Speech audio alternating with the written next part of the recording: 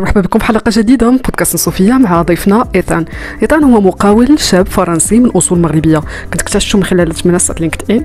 عجبتني بزاف التجربة ديالو كلوفور دو فون في البداية بور لي ستارت اب، ومن بعد وصل أنه يكون مقاول، فقلت نتقاسمها معكم. هضرنا بزاف أنا وإيثان على المشروع ديالو الجديد اللي الهدف منه هو لوبتيميزاسيون ديال العلاقة ما بين البيزنس انجلز المستثمرين مع لي ستارت اب، وهو اللي عبارة على سوفتوير از سيرفيس مخصص للسوق الفرنسية بالدرجة الأولى، ولكن هذا الهدف من بعد هو يتارجتيو other markets بحال البرازيل والهند. وبما أن إيثان كان حضر لواحد الإيفنت كبير متعلق بمبادرة من أجل المقاولة اللي تلقاتها الحكومة المغربية، فسولته على شنو بان له على الايكو سيستم ديال الستارت ابس في المغرب.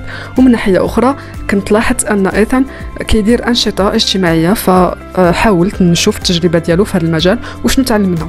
نتمنى أن الحلقة ديال اليوم تعجبكم، وما تنساش أن البودكاست صوفيا كان على سبوتيفاي، جوجل بودكاست وعلى يوتيوب. وعلى بركة الله نبدأ. Monsieur Ethan, bienvenue au podcast Sophia. Merci beaucoup. Merci d'avoir accepté mon invitation. En fait, ce qui s'est passé, c'est que j'avais vu un post sur LinkedIn où je t'ai vu avec certaines icônes, si j'ose dire, de l'entrepreneuriat marocain. Et j'étais vraiment attirée par le profil, donc je suis partie voir. Et là, sur ta bio, j'ai vu Ras El Hanout et je me suis dit...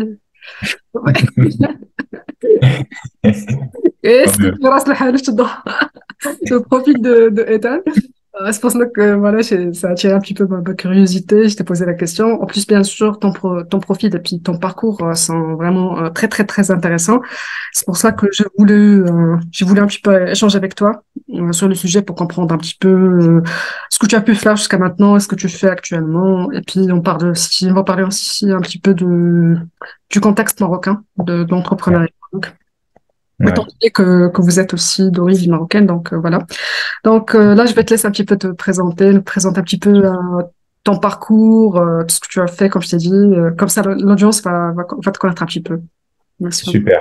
Ouais. Bah écoute, déjà merci beaucoup pour l'invitation et c'est un plaisir pour moi de venir discuter des actualités marocaines et de Beeline, qui est donc mon nouveau projet. Alors moi, pour me présenter, comme tu l'as dit, je suis français aux origines marocaines et j'ai tout juste 20 ans, donc entrepreneur assez jeune. Mais voilà, après pas mal d'expérience en venture capital et en tant que leveur de fonds pour pas mal de startups françaises et suisses, j'ai décidé de me lancer et c'est des expériences qui m'ont beaucoup appris, notamment sur les relations entre les investisseurs et les entrepreneurs. C'est donc pour ça que j'ai lancé Beeline. Donc Beeline est un SaaS qui permet d'améliorer et d'optimiser les relations entre business angels et leurs startups. Il y a tout un tas de features complémentaires à cela qui vont permettre aux business angels de bien s'organiser, mais la mission principale, c'est celle-ci. Donc, c'est un SaaS que j'ai lancé il y a quelques semaines, quelques mois maintenant, avec mon associé Jules Gerby, qui est lui aussi un entrepreneur.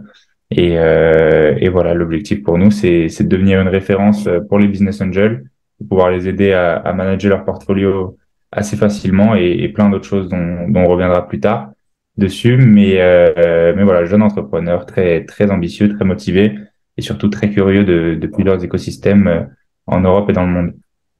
Ouais, très intéressant, bravo. C'est pas facile en fait d'entreprendre à un très très jeune âge, et surtout de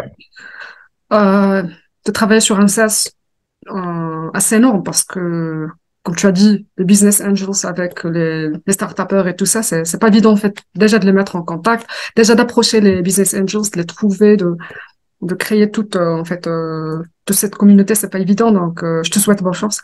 Mais l'idée elle-même, c'est super intéressant, surtout quand on est très très jeune, hein. Donc c'est vraiment très intéressant.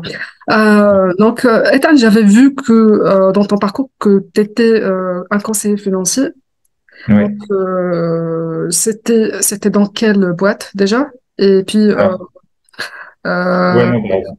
T'as pardon? raison. C'est dans des boîtes suisses et françaises qui en fait avaient besoin de lever des fonds et ne savaient pas trop s'y faire. C'était du early stage. Donc après moi, comme je l'ai dit, qui ai quelques expériences en VC, j'ai décidé d'aider à ma manière, c'est-à-dire que je les connectais avec des investisseurs de mon réseau, donc que j'avais pu me faire par mes expériences passées. Et la mission était simple, c'est juste de les aider pour leur levée de fonds, à compléter ou à commencer et à trouver des investisseurs. Donc ça m'a permis non seulement d'étoffer mon réseau d'investisseurs, et surtout, comme je l'ai dit tout à l'heure, de de remarquer d'autant plus que c'était un point de douleur immense que la relation investisseur-entrepreneur. Donc, c'est des expériences qui m'ont beaucoup apporté et qui ont été assez intéressantes. J'ai fait ça dans des startups, une startup suisse qui opérait dans le Web3 et d'autres startups françaises. Donc, c'était des expériences assez riches pendant, D'accord. pendant cette année. D'accord. Mais déjà, le fait Mais d'avoir... comme tu l'as dit juste avant, excuse-moi, je t'ai coupé. Comme tu l'as dit juste avant, et j'aimerais souligner, et j'apprécie que tu remarques ça, d'entreprendre à 20 ans, ça peut paraître super, mais il y a aussi beaucoup de côtés négatifs, notamment en termes de crédibilité. Ouais, C'est-à-dire que quand on est étudiante et qu'on dit que j'ai 20 ans, mais je monte une solution, c'est compliqué d'avoir de la légitimité, même si la solution est super. ouais. Donc c'était un vrai challenge dans un premier temps que j'espère j'ai su surmonter. Mais tu as raison de le souligner. Oui, oui, c'est pas évident, j'imagine, parce que c'est pas facile d'être pris au sérieux déjà par les gens. Et en fait, je connais quelqu'un que j'avais invité au podcast et je me rappelle qu'une fois, on était dans une conférence, il nous a dit une chose, il nous a dit que normalement, il était jeune aussi, mais environ, en fait, il Mhm. avait 25 ans et tout, mais il avait un physique un petit peu qui lui donnait beaucoup plus d'âge. Donc lui, il ne révélait jamais Ouais. son âge, donc, donc les gens Donc, pensaient qu'il avait 35 ans. Donc, ouais, les gens le physique joue en sa se- faveur. C'est pas la même chose que quand on a l'air jeune et on est jeune, donc ça complique un petit peu les choses. Mais en tout cas, c'est bien. Ça reste quand même c'est- intéressant de le faire. Pourquoi pas, si tu es passionné par ça, c'est autant le faire en fait maintenant.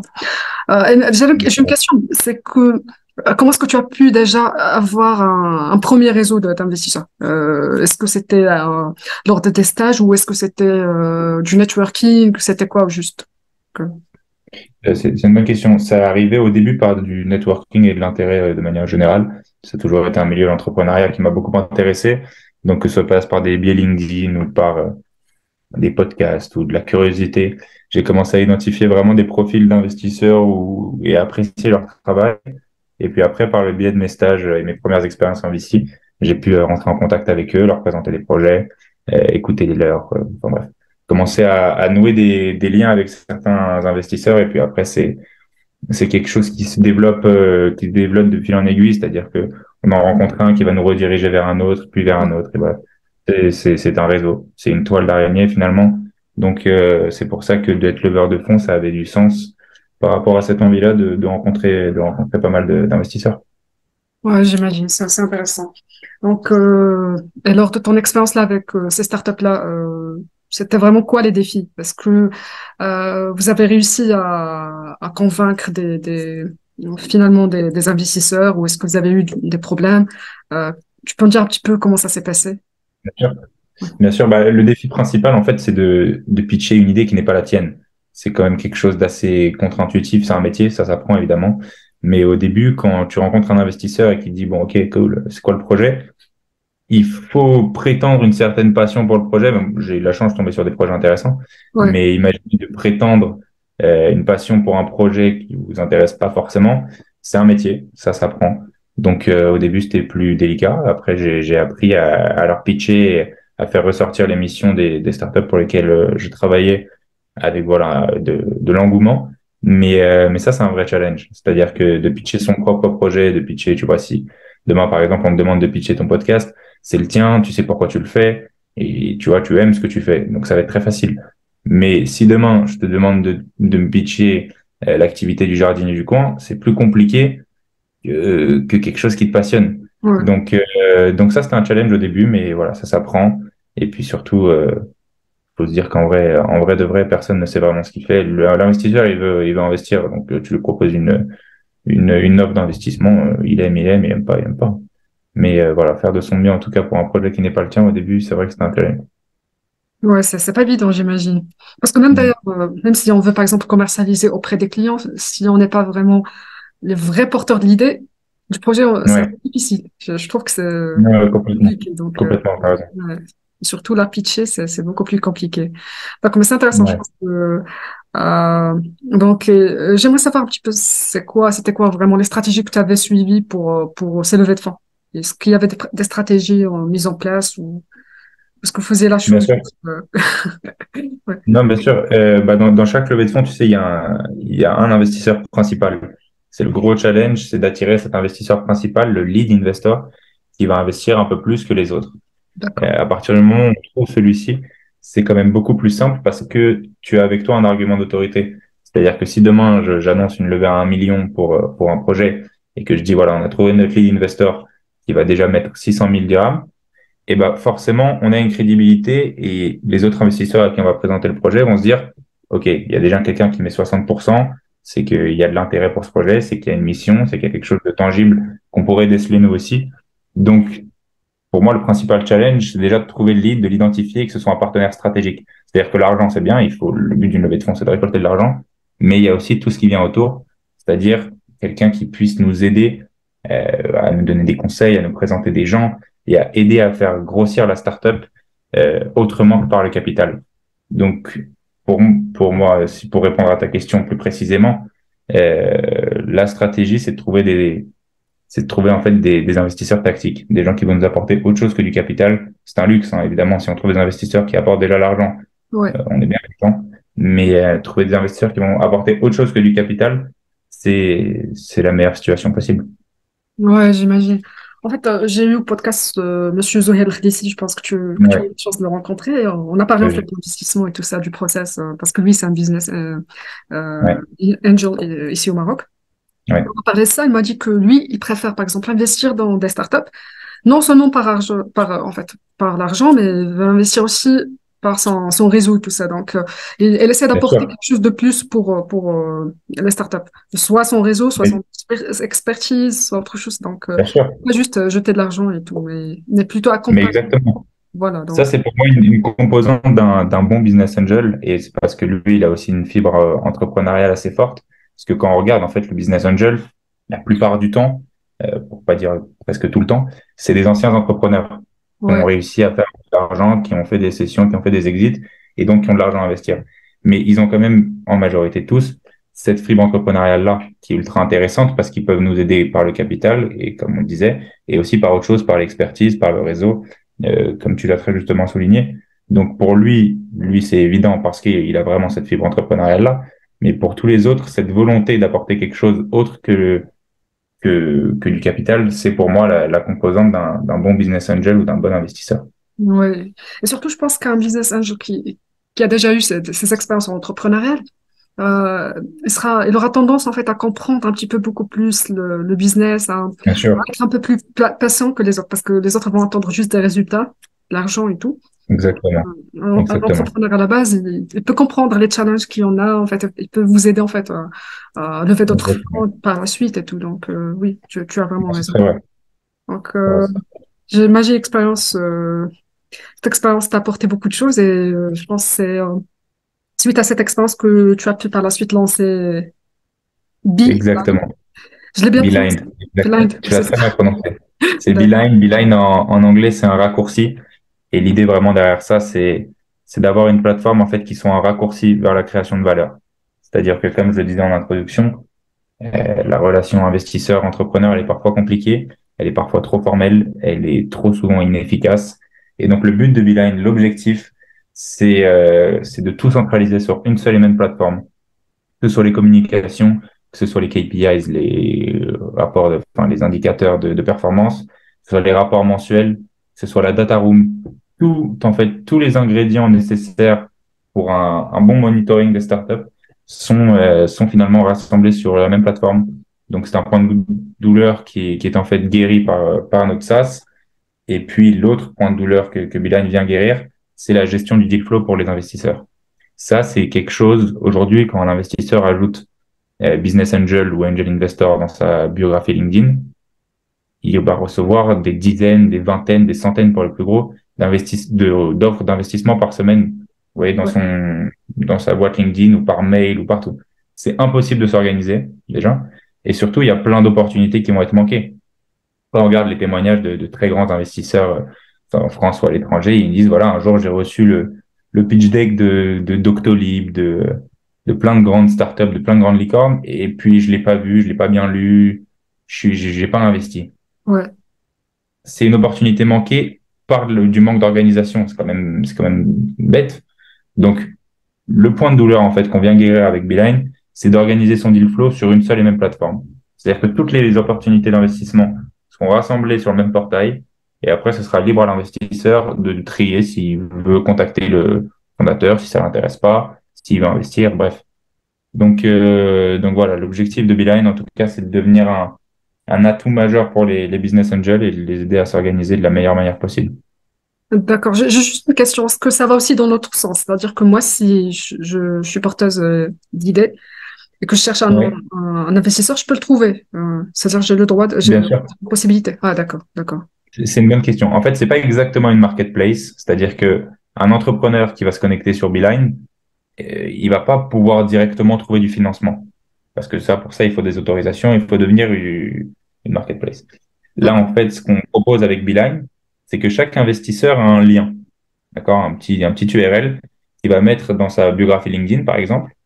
Et D'accord. dès que toi, en tant qu'entrepreneuse, tu vas vouloir lui proposer d'investir dans ta startup, et ben en fait, tu suis ce lien-là, tu vas devoir remplir un petit formulaire et lui envoyer ton pitch deck, et lui va le recevoir directement sur Beeline. C'est-à-dire que c'est un processus qui est ultra maintenant, qui est ultra organisé, pour qu'en fait, tu sois sûr, et il y a tout un système de notification et de mail pour t'en assurer derrière, mais tu sois sûr qu'il puisse voir ta proposition en bonne et due forme. Et Ouais. ça pour les entrepreneurs comme pour les investisseurs, c'est game changer. Ouais, j'imagine. C'est beaucoup plus organisé. Tu l'as dit aussi, c'est aussi, en fait, Vraiment. même après. Par exemple, si l'investisseur investit dans la startup, ils peuvent envoyer, par exemple, Ouais, un rapport, ils peuvent voir les KPIs et tout ça. Donc, c'est super exactement. intéressant. Franchement, c'est Il peut bravo. tout voir et tout centraliser, surtout parce que ça, c'est mon mot-clé quand je présente Beeline, c'est de tout centraliser sur une seule et même plateforme. C'est-à-dire qu'aujourd'hui, un business angel, il va recevoir ses rapports par Word, il va recevoir des KPIs par Excel, il va recevoir des data rooms par mail ou par Google Drive, par Ouais, Slack, bref. Et c'est un peu éparpillé à droite à gauche. Imaginez si demain il a besoin du pitch deck de la boîte dans laquelle il investit, il va falloir éplucher des mails, bref. C'est désorganisé, c'est décentralisé. Qu'on propose encore une fois avec Beeline, c'est de tout centraliser au même endroit. C'est-à-dire qu'en deux clics, il se connecte sur Beeline, il a accès à tous les documents d'un coup, tous les rapports, tous les KPIs. Donc ça fait gagner énormément de temps. Et ça rejoint moi le postulat de départ. Quand on a monté Beeline, je partais avec une phrase clé en tête. C'est que l'entrepreneur, il n'a pas d'argent et l'investisseur, il n'a pas de temps. Et en fait, le ouais. but de Beeline, c'est de faire gagner du temps à l'investisseur et de ne pas faire de perte d'argent à l'entrepreneur. Ouais, super intéressant. J'aime bien, en fait, ce que tu viens de dire maintenant. Ouais, bah, Et j'apprécie aussi le fait que vous êtes vraiment bien concentré sur ce qu'on appelle de pain points des deux, en fait. Que ce soit c'est ça. surtout des business angels. Si on leur facilite la tâche, Exactement. ils vont pouvoir investir facilement, en fait. Donc, vous allez aider Bah, certainement beaucoup d'entrepreneurs à décrocher, en fait, finalement, en fait, à décrocher des financements et tout. Super intéressant. Bah, j'aimerais savoir combien de temps ça vous a pris, en fait, depuis l'idée jusqu'à ouais. tu build le SaaS. Ouais. C'est une bonne question. En fait, quand je réfléchissais avec mon associé, c'était l'été dernier. On a commencé à réfléchir dessus. Et puis, on se disait qu'il n'y avait pas vraiment de solution, que c'était un pain point qui n'était pas du tout guéri, où il n'y avait pas d'antidote à celui-ci. Et donc, on a commencé à y réfléchir et on a eu une longue phase de brainstorm, je dirais de quelques semaines, voire quelques mois. On a commencé à travailler dessus en octobre. On a créé la société en novembre-décembre. Et puis après, il y a eu la phase évidemment de développement, parce que c'est un software. Donc, même si on utilise une technologie de no-code pour les amoureux de technologie, comprendront à quel point c'est plus simple et plus, voilà, beaucoup plus, comment je vais dire, c'est beaucoup plus robuste. Efficace. Voilà. Il y avait quand même une phase de développement qui a duré 4 mois. Donc, le temps de le lancer de décembre à fin avril. Et puis depuis fin avril, on a été en phase de bêta testing. C'est-à-dire qu'en fait, j'avais vraiment envie d'avoir la plateforme parfaite au moment du lancement. Donc, ce qu'on a mis en place, c'est 40 utilisateurs, des incubateurs, des accélérateurs, des business angels, des entrepreneurs, bref, des utilisateurs assez divers. On leur a donné accès à la plateforme pendant une longue période de quelques semaines et on leur a dit, regardez, on vous offre la plateforme, elle sera gratuite pour vous, mais en échange, vous nous faites un maximum de retours, un maximum de feedback. Ouais. Et en fait, par ces partenariats-là, on a pu ajuster, on a pu faire plein de petites modifications qu'on n'avait même pas vues parce que nous, on avait la tête dedans depuis des mois. Mais plein de petites modifications qui ont fait que, au bout de quelques semaines, on a vraiment une plateforme qui était adaptée à tous ces profils-là. Donc, les investisseurs, les entrepreneurs, les incubateurs, tout ça. Tout le monde y trouvait son compte. Et nous, grâce à ces petites modifications-là, on s'est dit, OK, on peut faire le lancement. On a un produit qui aujourd'hui est déjà bien amélioré par rapport à il y a quelques semaines, mais on a un produit qui plaît. Et ça, c'était une phase très importante. C'est un gros point de douleur pour les entrepreneurs, ce qu'on appelle le product market fit. Ouais. Voilà, on a réussi en tout cas le peaufiner grâce à cette phase de bêta test. Donc voilà, un lancement en tout en un peu moins de 6 mois, mais en tout cas ça a été réfléchi et on voulait pas se précipiter. Ouais, parfait, en fait. J'aime bien, j'apprécie l'approche, en fait. Super intéressant. Ouais, Euh, merci. je voulais, en fait, te poser une question. Là, déjà, en fait, vous avez, j'imagine, certains utilisateurs, comme tu l'as dit, mais Ouais. vision par rapport en fait, à l'avenir. Est-ce que, je sais pas moi, est-ce que vous allez juste targeter le marché français? Est-ce que vous allez au-delà de ça? Je sais pas moi, qu'est-ce que vous envisagez C'est une pour... bonne question. C'est une bonne question. Alors, évidemment, on commence par le marché français. C'est une niche et ça va être par facilité, dans le sens où bah, je suis français, mon associé est français, et le marché français, c'est là où on a le plus de contacts, le réseau le plus étoffé. Et donc, on va commencer par le marché français, mais la plateforme est disponible en français et en anglais depuis le départ. Et donc ça prouve vraiment notre ambition en fait de s'expandre le plus rapidement possible dans des marchés niches. Moi, il y a des marchés qui me tiennent à cœur de pénétrer assez rapidement, comme le marché indien, le marché brésilien et le marché marocain, mais ça, on y reviendra, parce que c'est des marchés que je juge à haut potentiel, dans le sens où il y a un réel éveil de l'entrepreneuriat. En Inde, c'est impressionnant ce qui se passe. Je crois que c'est le pays où il y a le plus haut pourcentage de business angel par rapport à la population globale dans le monde. Wow. C'est-à-dire que l'Inde, c'est en train de devenir une capitale de l'entrepreneuriat et de l'investissement. Donc voilà, il y a des marchés qu'on essaye de viser, mais on commence par le marché français, évidemment, par facilité, comme je te l'ai dit. Et voilà, l'objectif à court terme, c'est de commencer à s'étoffer en France, commencer à recueillir le maximum d'utilisateurs possible. Et à moyen terme, quand on aura réussi à vraiment conquérir le marché français, c'est de s'expandre et de devenir une référence pour les business angels de toute l'Europe et du monde, j'espère. Ouais, parfait. Déjà, en fait, le marché indien et le marché brésilien sont super, super intéressants, comme tu l'as dit. Ouais.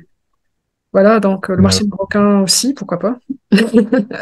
Oui, ça bouge maintenant. Donc, oui, mais comme tu as dit, on va revenir sur ça par la suite. Et donc, je voulais juste te poser une question par rapport aux bêta users qui ont utilisé un petit peu WhatsApp. Ouais. Enfin, surtout les entrepreneurs, pardon, je veux dire plutôt les investisseurs, vous avez eu des retours Mhm. par rapport au temps qu'a pu votre solution leur optimiser? Vous avez Bien sûr, sur ça? bien sûr.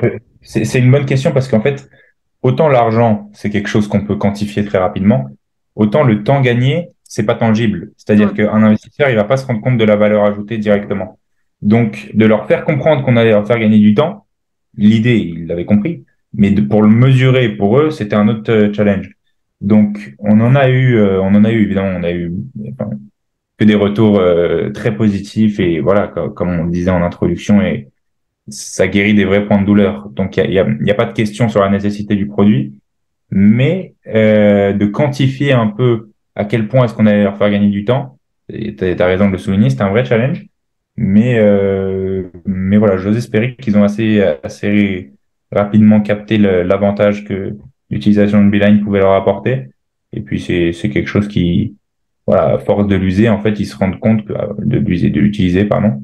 Ils se rendent compte que finalement, bah, ils utilisent moins Drive, ils utilisent moins Excel, ils utilisent moins de Word.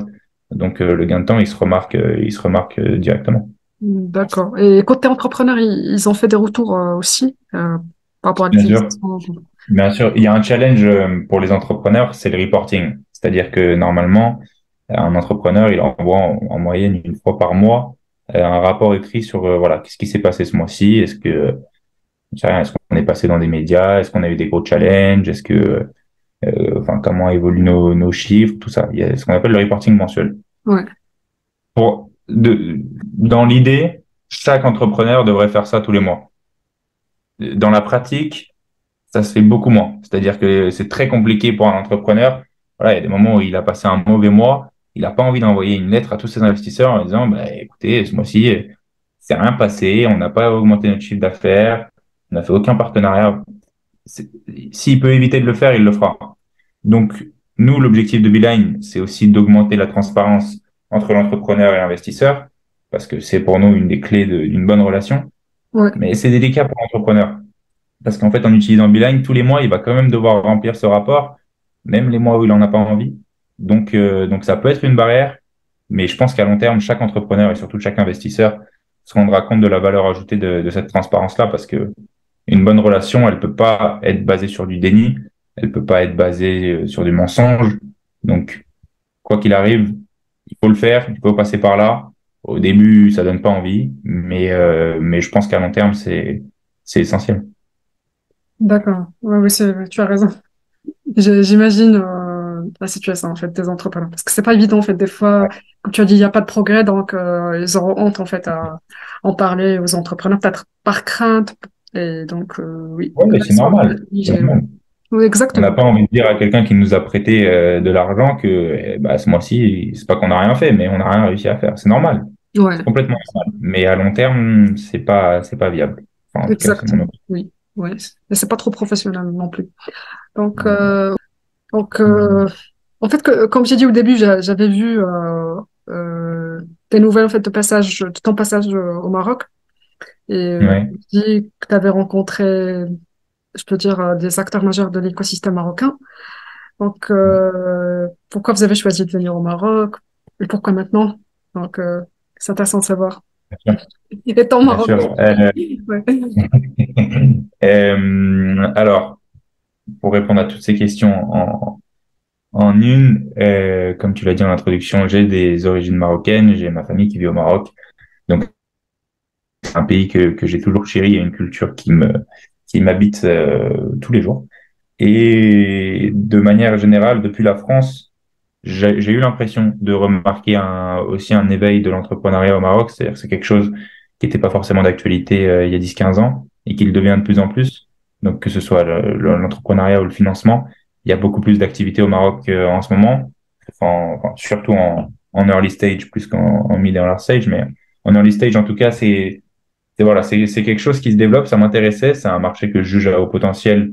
Mais encore une fois, ce n'est que mon avis par rapport à cette volonté du royaume en fait à développer l'entrepreneuriat au Maroc. On voit qu'il y a plein de réformes qui sont mises en place. J'ai été là au lancement il y a 2 semaines du programme 100 000 entrepreneurs. Donc il y a énormément de volonté de la part du pays et de la part des Marocains de devenir voilà un acteur majeur. Le Maroc l'est déjà en Afrique, mais à l'international. Et ça c'est quelque chose non seulement auquel je crois, mais en plus qui me remplit de bonheur et de fierté de fierté de mes origines. Donc j'avais envie de voir ça de plus près. C'est quelque chose que je voyais en surface. C'est quelque chose dont j'entendais parler, mais j'avais envie voilà, de venir au contact, en tout cas, de ceux qui font que le Maroc évolue dans ce sens-là. Et c'est donc ce que j'ai eu la chance de faire il y a quelques semaines. Et, euh, et je fais encore un clin d'œil, mais c'est grâce à mon ami Mehdi Alaoui que j'ai pu vraiment rencontrer énormément d'acteurs au Maroc, énormément de business angels, d'entrepreneurs, de solutions qu'il a mises en place, les hack and pitch, les incubateurs, la startup station. Bref, tout un tas d'infrastructures qui en fait n'ont fait que confirmer ce que je pensais, Ouais. que que non seulement le Maroc a un potentiel voilà qui est énorme, mais qui en plus de ça a une volonté qui est remarquable, et je pense que c'est grâce au leadership de Mehdi qu'on va en entendre parler pendant les prochaines années. Ouais, exactement. En fait, Mehdi, c'est vraiment quelqu'un de très, très important dans l'écosystème ici au Maroc. Et Ouais, tu as dit, comme tu l'as dit, en fait, il y a vraiment de la volonté, en fait, de la part, que ce soit de l'État en lui-même, des entités publiques et privées, des gens aussi, des business angels aussi on commence à voir maintenant, parce qu'avant, il y en avait presque pas. Il y avait que, bien comme on sûr. appelle en arabe, moul shkara, donc c'est des gens qui avaient de l'argent, mais qui n'investissaient Ouais, pas dans, en fait, dans les startups et tout. Donc, c'est intéressant maintenant ce que l'on voit. Et comme tu l'as dit, le Maroc, déjà, c'est un grand acteur en Afrique, mais à vrai dire, il y a vraiment des pays qui nous dépassent de loin. ouais, Le Nigeria notamment, l'Afrique du Sud, l'Égypte, donc surtout des pays anglo-saxons. Mais ça n'empêche en fait que nous aussi, on va pouvoir avancer parce qu'il y a vraiment beaucoup de mouvements en fait en cette période. Donc, c'est intéressant bien sûr. de voir. Donc, je sais pas ce que Bien tu as... sûr, non, Pardon? j'ai pu le voir de près. Franchement, j'ai pu le voir. Euh, j'ai pu voir que c'était pas juste une façade, c'est pas juste une vitrine.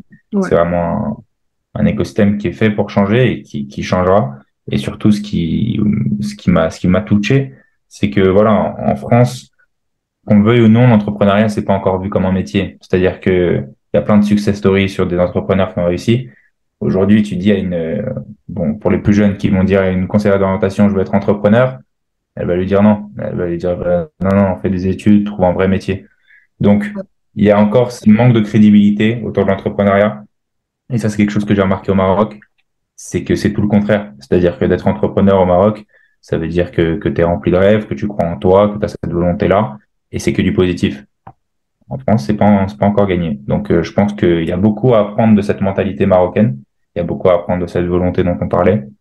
Et je pense que les enseignements que ceux qui ont la chance comme moi de le visiter en tireront, c'est super. Mais je pense que surtout, tout le monde s'accordera sur l'exemple qui est en train de devenir le Maroc.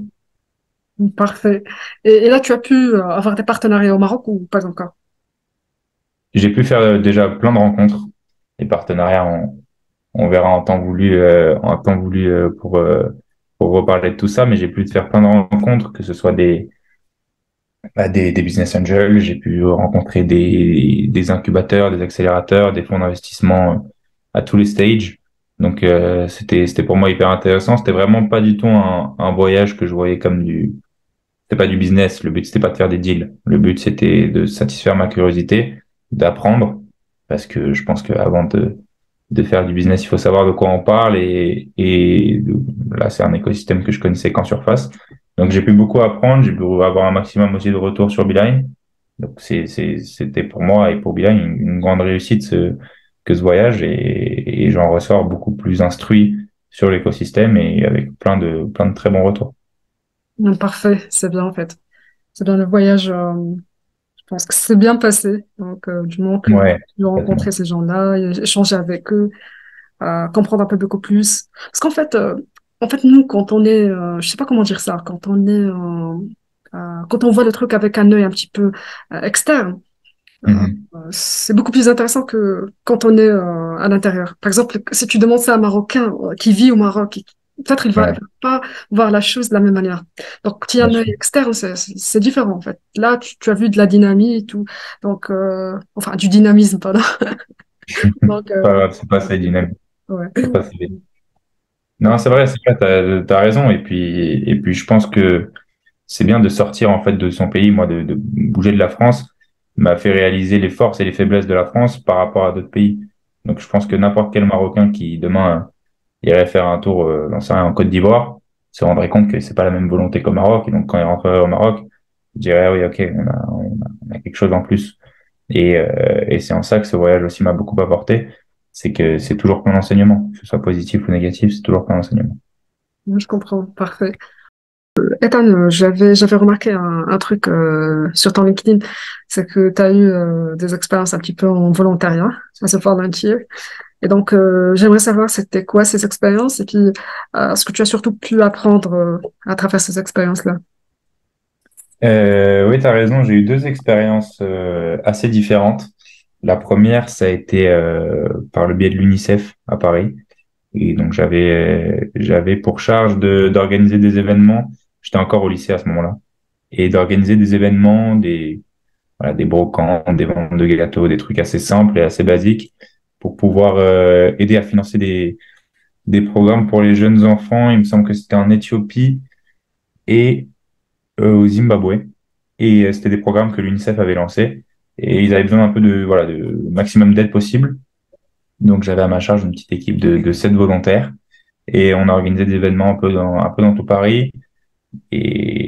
voilà, on était jeunes et c'était pas grand-chose par rapport à l'ampleur de leur mission, mais de se dire que voilà, le mercredi après-midi, plutôt que de rester dans sa chambre, on va aider, on va faire quelque chose.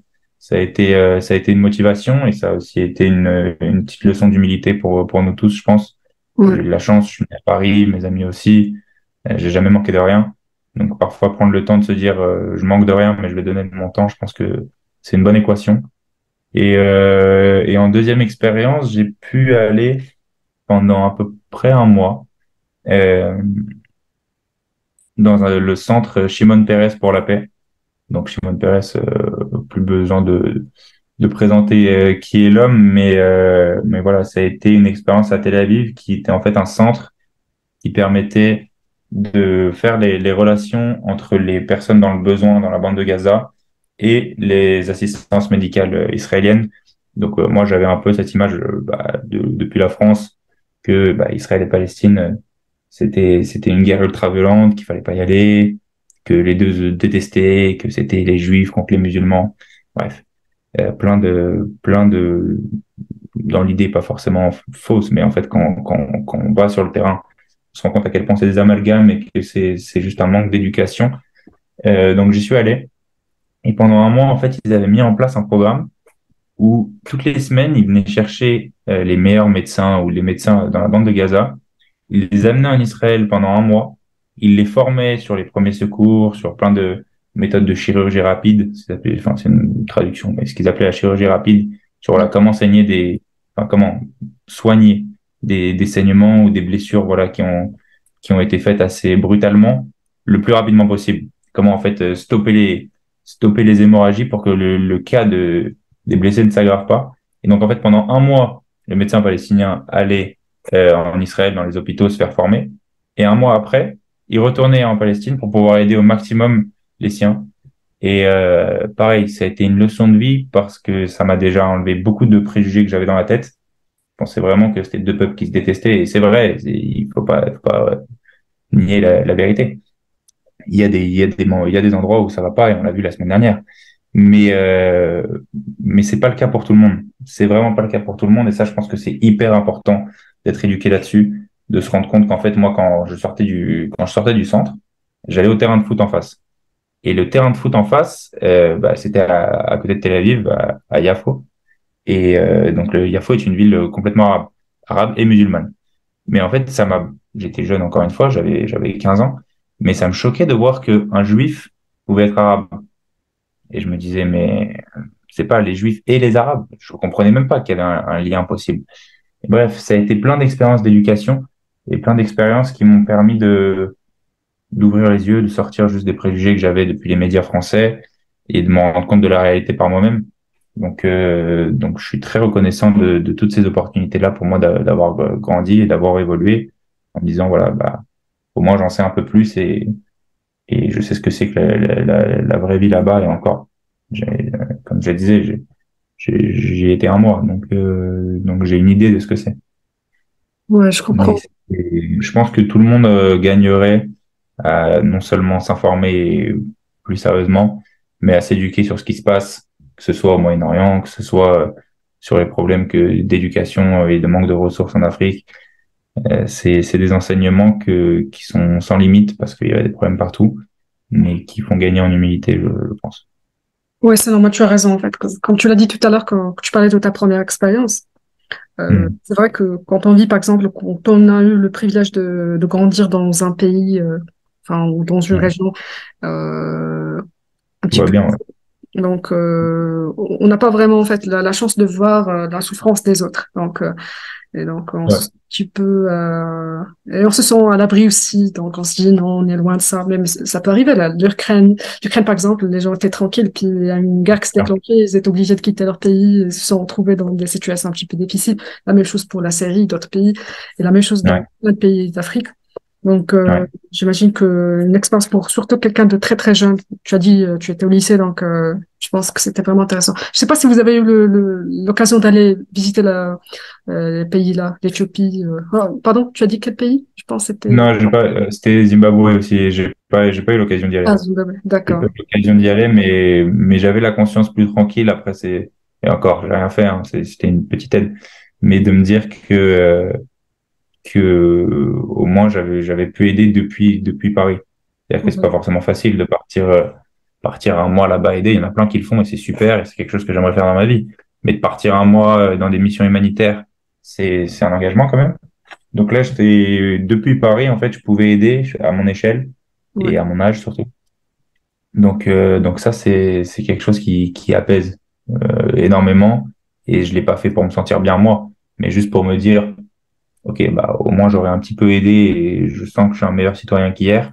C'est une satisfaction dont on a tous besoin, je pense. Ouais, tu as raison. Puis ton expérience en fait en Israël avec les Palestiniens, c'est aussi très très intéressant. Surtout que le problème en fait avec ce conflit-là qui est vraiment super compliqué, c'est que Ouais, soit du côté de l'un, soit du côté de l'autre, et on juge l'autre et c'est compliqué de c'est comprendre un ça. petit peu. Enfin, tu me comprends, tu me comprends. Bien sûr. Non, mais t'as complètement raison et surtout c'est en fait si j'ai remarqué une chose, c'est que on a tous une facilité en fait à choisir un côté. C'est-à-dire que on a tous la facilité de se dire bah je vais grossir les traits. Mais moi, je préfère eux, ou moi, je suis pour eux, ou moi, je soutiens eux, et du coup, je déteste l'autre. Mais ça, pour moi, c'est dommage. Ouais, Ça, c'est dommage parce que finalement, on se rend compte que des deux côtés, c'est des humains qui font. Des deux côtés, il y a des imbéciles, des deux côtés, il y a des terroristes, et des deux côtés, honnêtement, il y a des inhumains. Mais il faut quand même, je pense, y aller, il faut quand même se documenter, il faut quand même comprendre les intentions des uns des autres. Et sinon, on va pas partir dans un podcast politique, hein, mais sinon on trouvera jamais de solution. Et le but c'est quand même c'est normal. Ouais. d'arrêter ça le plus rapidement possible. Donc je pense que quand on l'a vu la semaine dernière aussi encore là-bas, mais la violence ne servira jamais à rien. Donc on a tout intérêt à plutôt essayer de d'y aller calmement et pour apprendre et sans juger trop rapidement. Exactement. Surtout, en fait, le fait que tu t'es parti du terrain, tu as rencontré les gens de là-bas. Et tu étais Ouais. en fait loin de l'image que le média faisait circuler. Parce Ah, que j'étais les très médias, très loin. J'étais très oui, très très très loin. Bah après, quoi qu'il arrive, voilà, qu'on veuille ou non, un média, c'est censé être objectif, ça l'est vraiment jamais. jamais. Donc moi, j'avais plein d'a priori. Je pensais, enfin, j'avais plein d'idées en tête en me disant, ok, alors c'est des salauds dans l'histoire, c'est les victimes. Bref, j'avais plein d'a priori et j'y suis allé et ça a tout chamboulé. Ça a tout chamboulé. Donc j'espère avoir pu un peu gagner aussi tu vois, en maturité intellectuelle en me disant, ok, bah eux c'est peut-être des salauds, mais d'un côté il y a ça à manger derrière. Et bref, Ouais, je inversement. comprends. Ouais, c'est super intéressant. Je pense que tout le monde gagnerait à s'éduquer au maximum là-dessus et à écouter les deux côtés.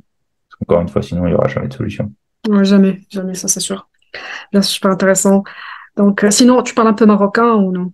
Enfin, arabe. Non, pas bien. Je comprends un peu, mais je suis pas encore pour bien m'exprimer, mais bientôt. Mais ça va, Bientôt, tu c'est comprends. un objectif de cette année. Si là, tu commences C'est. à parler arabe, tu vas comprendre.